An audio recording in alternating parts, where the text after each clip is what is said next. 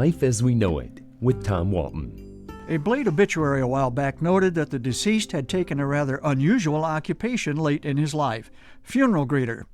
Apparently his job was to greet mourners as they entered the mortuary and make them feel as comfortable as possible.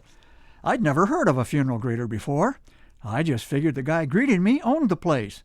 Man, I could have gone to work at a funeral home when I retired, extending sympathy to all who needed it, keeping a box of tissues close at hand, and gaining a sense of fulfillment. God's work. I would have developed a routine, a gentle patter that blended a proper mix of sadness and encouragement to share with those who've come to pay their respects.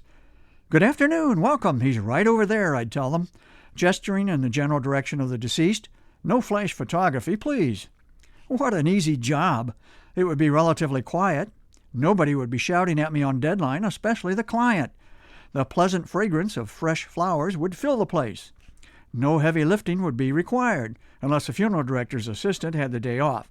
Contrast that with the job of a Walmart greeter.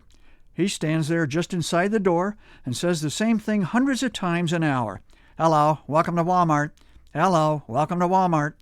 As if getting a cart with wobbly wheels wasn't bad enough, I have to return his hello. Forced cheerfulness must be terribly boring work. A trained parrot could handle the front door at Walmart.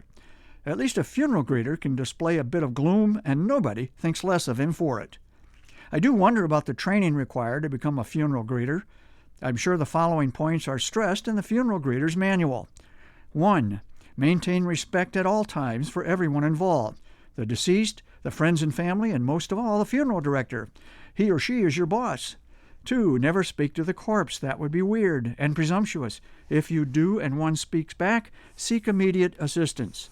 3. Always carry a spare pin or two in your pocket so visitors can sign the book. Pins on the desk always disappear. 4. Never set out more folding chairs than are needed. Placing 60 chairs for 40 people makes it look like a lot of folks stayed home because of the weather. Set out 30 chairs and then fetch more for late arrivals. It makes the family feel better. 5. If your duties include placing little flags on the cars that will be in the funeral procession, be sure to reclaim them at the cemetery.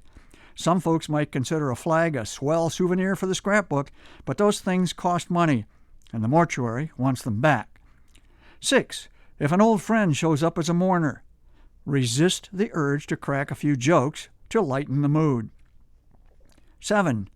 Dress appropriately for the occasion. If you've got a tea time after the funeral, leave the pink shirt and the chartreuse pants in the car for later. This prohibition includes your "don't forget my senior discount" ball cap. If the deceased was himself an avid golfer and directed he be buried in a similar outfit, an exception to this rule can be granted at the discretion of the funeral director. Well, other than those general guidelines, I'm guessing the funeral greeter is left alone to do his job. It's an awesome responsibility, and I'm sure I could have done it. One thing still bothers me about the gentleman whose obituary prompted my interest in this subject in the first place. One question: who was at the door to greet his mourners? Life as We Know It is written and hosted by Tom Walton and is a production of WGTE Public Media. Life as We Know It with Tom Walton can be heard on WGTE FM 91 every Monday afternoon during All Things Considered at 5:44 p.m. Or hear past episodes at wgte.org/life.